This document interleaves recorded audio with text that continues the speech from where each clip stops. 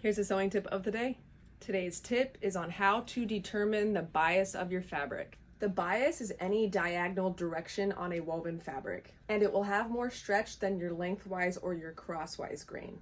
You can do it by stretching just to see where has a little bit of give. So that does have a little bit of give, but not as much as a bias would.